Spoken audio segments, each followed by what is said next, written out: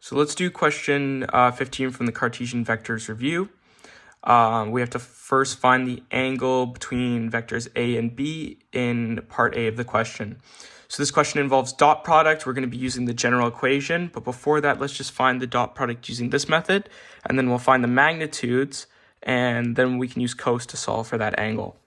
Okay, so in this dot product, we're just going to do 5 times 3, so this is going to be 15, and then negative 4 times 0, so plus 0, and then plus 2. So the dot product is going to be 15 plus 2, so 17.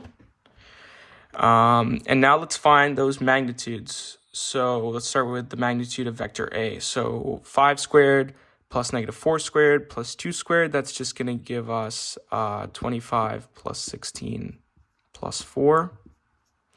And then we know that that's just going to be root 45. Okay, sorry about the handwriting, by the way. Okay, so now let's do the magnitude of vector B. So 3 squared plus 0 squared plus 1 squared, just root 10.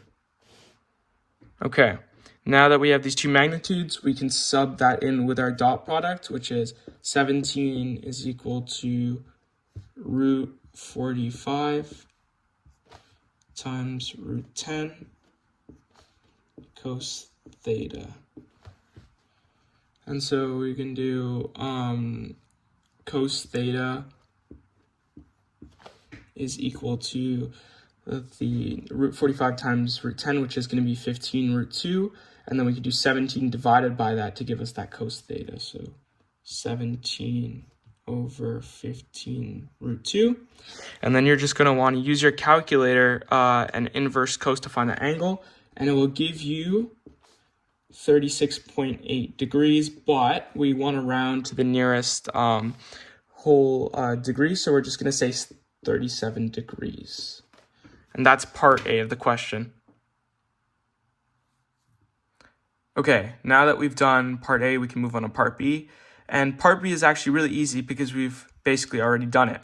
So it's asking, find the amount of work done if vector A causes a 5 kg object to move a displacement of vector B. And we don't even need to use the 5 kg because the equation is work equals the force vector times the displacement vector.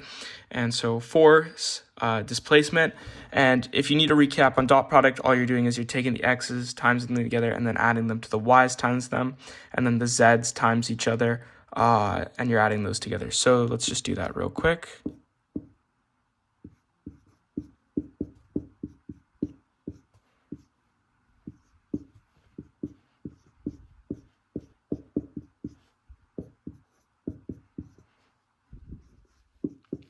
And then our units are joules. So therefore the total work is 17 joules.